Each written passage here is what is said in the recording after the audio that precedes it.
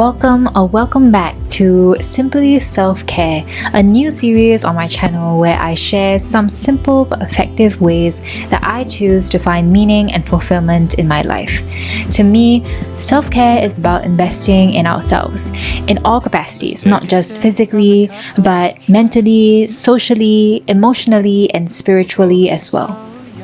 In this series, I'll take you guys along with me as I share how I strive to do these things for myself, and I hope to show you that you too can find the space and time to invest in your own well-being, regardless of your lifestyle or your other responsibilities.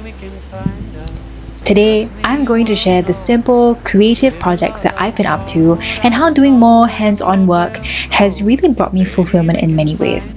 Honestly, I've been neglecting my creative side for far too long, but just taking the space to explore art again in the past couple of weeks/months has been so enjoyable. So I'm going to share my experiences and reflections with you guys today, in hopes of inspiring some of you too to set aside time for it as well. People talk, oh people talk. They don't like what we have got, oh baby, you and me, but we don't care what the world will say.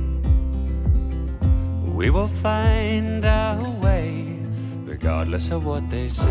I don't know. I think many of us go through life thinking that we aren't creative or good enough to do art, but I think that even doing some small and easy arts and crafts count too. For me, being creative isn't about producing the most impressive end product. Instead, it's about learning how to take life slow and enjoying the simpler things. In busier seasons of my life, doing art is really my lowest priority, and oftentimes it doesn't even cross my mind.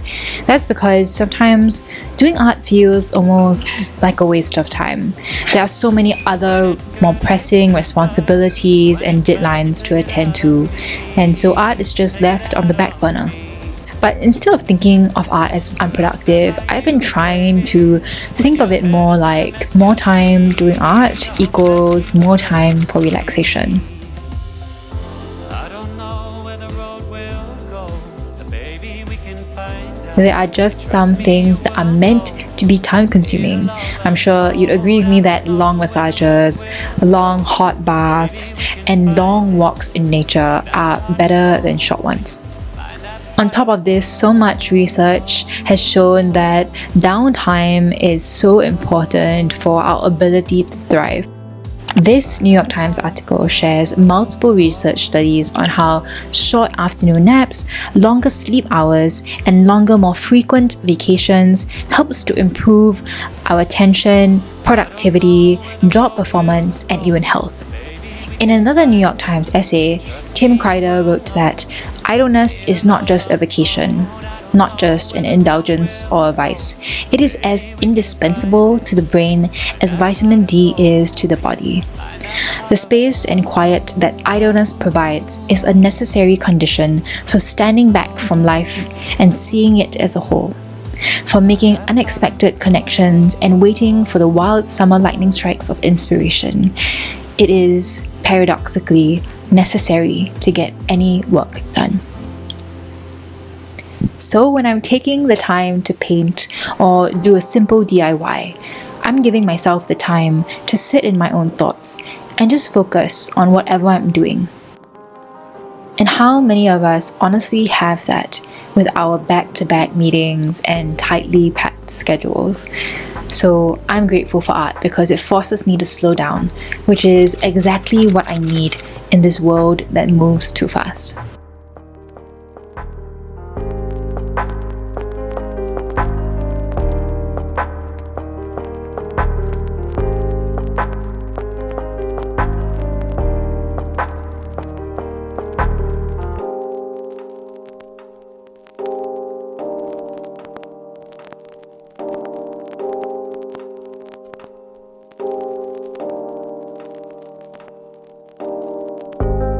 I love the way that there is no right or wrong when it comes to art. I have to admit that as a very type A perfectionist person, I usually want my paintings or end products to look exactly how I imagine them in my head. I usually do as much research as I can before starting to draw or paint, always agonizing what color I want to get and how to mix my paints just right to get the exact shade of color that I want. But after some time, I realized that it's really not about having the perfect tools or materials or the perfect end result. Instead, I've learned to enjoy art the way that a child does, just by having fun. Sometimes my end products don't really look like the way I intended to turn out. Some turn out nice and some turn out really weird looking, in my opinion. Or sometimes I make mistakes along the way that are kind of annoying. But it's all part of the creative process, you know? Not everything you make you're going to necessarily love, but most things can be fixed, and if not, you can always learn something from it. In many ways, life is very similar. We often have an end goal in mind and a vision of what we want our life to look like. But we have to be flexible and accommodate roadblocks we face along the way. We have to be okay with uncertainty and change. And the outcome may not necessarily be what we expected, but I think it can still be beautiful in its own way. And that's why I think art has taught me to go with the flow more, to have more patience with myself, more self-compassion, and more acceptance for outcomes that I may not have any control over.